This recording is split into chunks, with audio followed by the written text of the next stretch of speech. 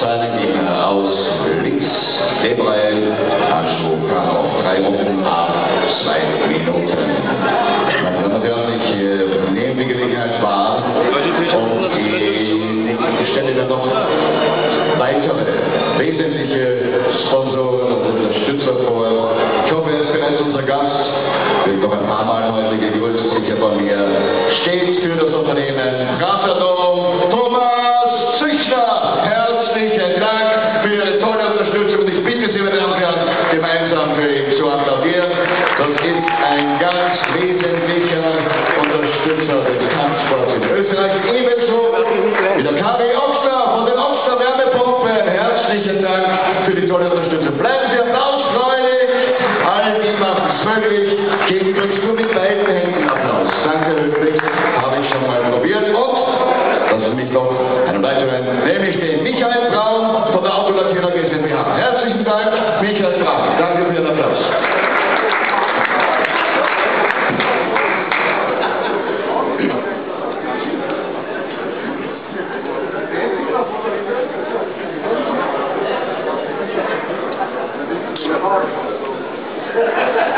Borcuk mu?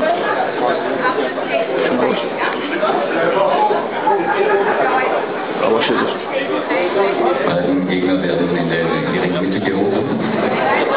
Noch einmal, damit sie sich genau auskennen, obwohl sie ja heute fast nur große Kenner des Kampfsports unter uns. Und wir wollen immer neue Freunde auch gewinnen. Es geht hier nach Thai-Box-Arena.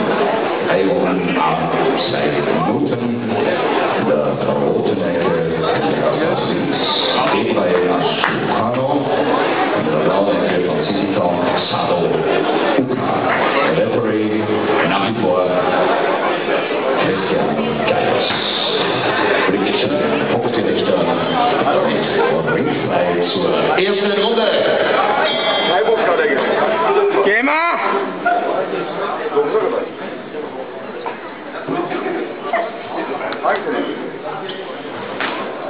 Vermiyor. Anlatsana, vermiyor. Ya. Süper hemen, süper! Daha indir.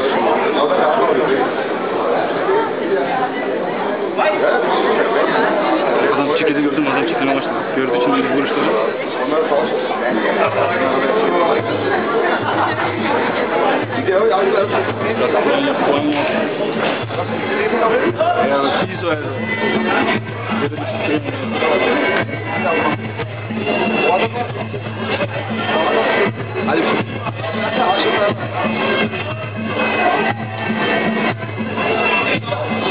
Yemez Sado!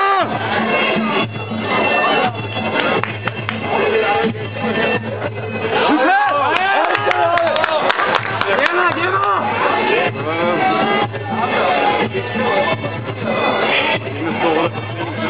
Hey! Amına koyayım.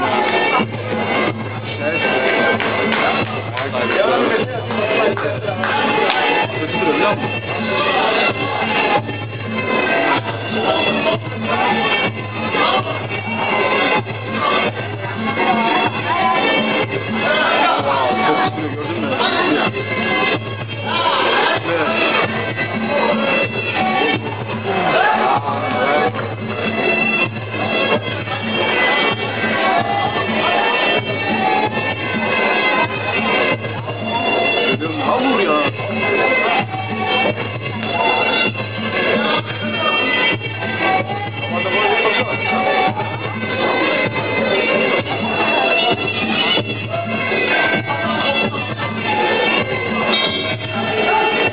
Ende der ersten Runde.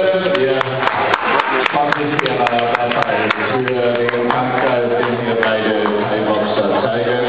Noch einmal in der blauen Ecke unser Gast Sado Uka und in der roten Ecke unser Gast Debrel Aschukano. Sado ist 20, Debrel 25.